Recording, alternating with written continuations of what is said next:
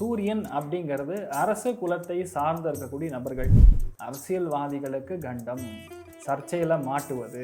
September 7ஆம் தேதி பார்த்தீங்க, ஜப்பான், பிரான்ஸ், நேபாள் எந்த அளவுக்கு பத்திட்டு எரியுதுன்னு கேது கிரஸ்த சூரிய கிரகணம்ங்கிறதுனால கண்டிப்பாக ஆடியோ வீடியோ டேப் நிறையா வரும். அதுக்கு முன்னாடி சமைச்சது நம்ம சாப்பிட்றோங்கிற பட்சத்தில் அந்த உணவு நஞ்சாக மாறும். எதிர்பாராத இயற்கை அழிவுகள் இதெல்லாம் இந்த மாதிரி இடங்கள்ல நடக்கக்கூடிய வாய்ப்புகள் மிக அதிகமாக இருக்கிறது. தமிழர்களின் number one choice Tamil matrimony. அர்த்திகல்பிதகல்போயம் பிரத்யர்த்தி கஜகேசரி வியாசதீர்த்த குருர் பௌயா தஸ்மதிஷ்டார்த்த சித்தையே. குமுதம் பக்தி நேயர்களுக்கு இனிய வணக்கங்கள், நமஸ்காரங்கள். தீர்க்க ஆயுஷ்மான் பவா. எல்லாருமே நல்லா இருக்கணும், சந்தோஷமாக இருக்கணும். செப்டம்பர் 21ஆம் தேதி இரவு 11 மணி 1 நிமிஷத்துலேருந்து 12 மணி 2 நிமிஷம் 22ஆம் தேதி காத்தால வரைக்கும் சூரிய கிரகணம் ஏற்பட போகிறது. இந்த சூரிய கிரகணம் இந்தியாவில் தெரியாது, பயப்பட வேண்டிய அவசியம் கிடையாது. ஆனால் வெளிநாடு வாழ் நபர்களுக்கு பாதிப்புகள் உண்டு. பரத கண்டே அப்படின்னு சொல்வது இந்தியா. அகண்ட பாரதம்னு நிறைய கேள்விப்படுறோம். இப்போ சொன்னோன்னா டில் இந்தோனேஷியா வரைக்கும் அகண்ட பாரதம் தான். ஸோ அது வரைக்கும் பெருசாக பாதிப்புகள் கொடுக்காது. அதாவது நமக்கு எந்த ஒரு டிஸ்டன்ஸ் கொடுக்காது. பட் வெளிநாடு வாழ் கடல் தாண்டி இருக்கக்கூடிய நபர்களுக்கு இந்த சூரிய கிரகணம் கண்டிப்பாக வர்த்திக்கும். சூரிய கிரகணம் தெரியும். அப்போ சூரிய கிரகணத்தில் நம்ம என்ன பண்ணோம்? பொதுவாகவே 6 மணி நேரம் முன்னாடியே சாப்பிட்டு முடிச்சிடணும்.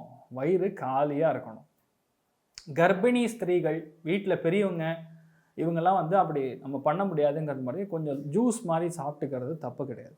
இன் ஜென்ரல் இந்த சூரிய கிரகணம் நல்லதான்னு கேட்டால், சூரியன் அப்படிங்கிறது அரசு குலத்தை சார்ந்து இருக்கக்கூடிய நபர்கள், பொலிட்டிக்கல் பீப்புள், கவர்மெண்ட் எம்ப்ளாயீஸ், எந்த துறைகளிலுமே மிக முதன்மையாக இருக்கக்கூடிய நபர்களை சூரியனை கொண்டு இருக்கக்கூடிய ஒரு கிரகம் ஆளுமை செய்யும்.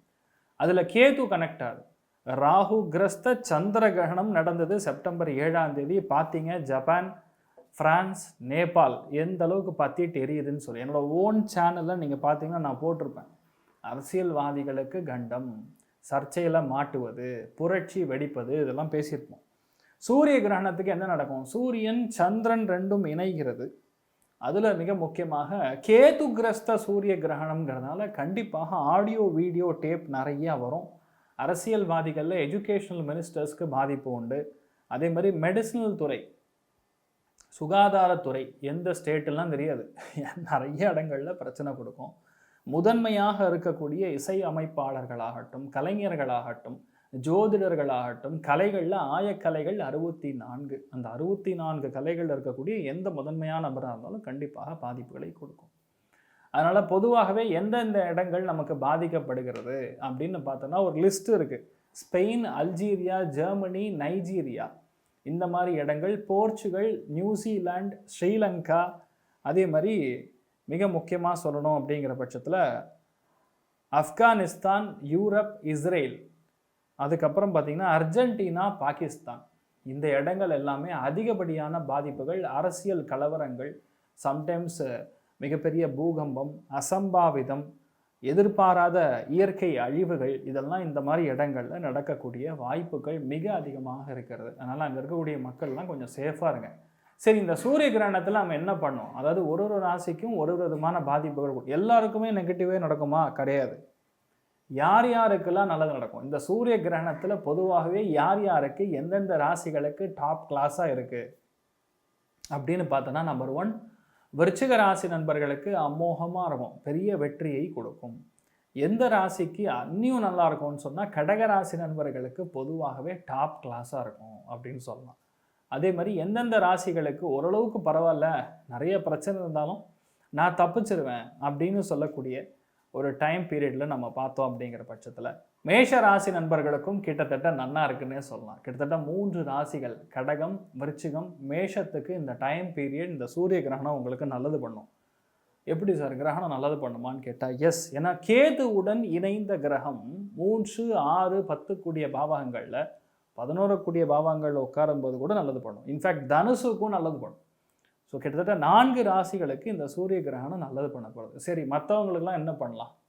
சூரியன், சந்திரன், கேது இணைவு பொதுவாகவே 3 விஷயங்களை நாம் தானம் செய்ய வேண்டும். எங்கே தானம் பண்ணோம்? பக்கத்தில் இருக்கக்கூடிய சிவபெருமானுடைய ஆலயத்திற்கு வெளிநாடு வாழ் நபர்களுக்கு பார்த்தீங்கன்னா 12 மணி 22 நிமிஷத்துக்கு அப்புறம், நான் சொல்கிறது 22ஆம் தேதி காத்தால 12 மணி 22 நிமிஷம், நான் சொல்கிறது இந்தியன் டைம், அதுக்கு ஈக்குவலண்ட்டான உங்கள் டைம் பார்த்துக்குங்க. அதுக்கப்புறம் குளிச்சுட்டு ஃப்ரெஷ்ஷாக சமைச்சு சாப்பிடணும்.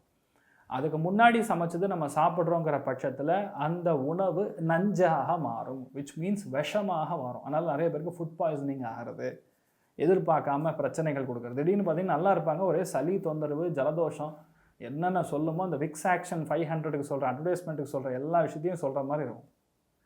ஸோ அதெல்லாம் கொஞ்சம் நம்ம கவனமாக பார்த்துக்கொள்ள வேண்டும். ஸோ இதிலிருந்து நம்ம விடுபட வேண்டும் என்றால் என்ன தானம் செய்ய வேண்டும்? செம்பு பாத்திரம், காப்பர் அப்படின்னு சொல்லுவோம். செம்பு பாத்திரம், நெல், அதுக்கப்புறம் மிக முக்கியமானது இந்த டைம் பீரியடில் நம்ம இதுலேருந்து பிரச்சனைன்னு தவிர்க்கணும்னா தர்பை. அதாவது நீங்கள் பூஜா சாமான் ஸ்டோரில் கிடைக்கும் தர்பை. இந்த மூணையும் ஒரு 11 ரூபா தட்சணையை வைத்து செப்டம்பர் 22ஆம் தேதி காத்தால சிவபெருமானுடைய ஆலயத்தில் பூஜை செய்யக்கூடிய வேத விற்பனர்களுக்கு, பிராமணர்களுக்கு போய் தானம் பண்ணும் பொழுது இந்த ஒரு கடோரமான என்ன சொல்கிறது, மோசமான ஒரு கிரகணம் நமக்கு பாதிப்புகளை கொடுக்காது. ஒருவேளை நீங்கள் நல்லாவே இருந்தாலும் பண்ணுறது தப்பு இல்லை. ஏன்னா சூரியன் என்பது ஒரு கிரகம் அப்படிங்கிறதுனா அப்பாவை மட்டும் குறிக்காது, மாமனாரையும் குறிக்கும், மூத்த பையனையும் குறிக்கும், முதுகு எலும்பை குறிக்கும், தலையை குறிக்கும், வலது கண்ணை குறிக்கும். இவ்வளோ காரகத்துவத்தை அந்த சூரியனுடைய ஒரு கிரகம் ஆளுமை செலுத்துகிறது. அப்போ இதில் இந்த பிரச்சனை வரக்கூடாதுன்னா இந்த மாதிரி விஷயங்கள் தானம் செய்யும் பொழுது கண்டிப்பாக உங்களுக்கு வெற்றியை கொடுக்கும். இந்த சூரிய கிரகணத்துடைய பாதிப்புகள் நமக்கு வரக்கூடாது அப்படின்னு சொன்னால் பண ஓலை இல்லைன்னா ஒரு பேப்பர், அதில் நான் சொல்லக்கூடிய விஷயத்த அப்படியே எழுதுங்க.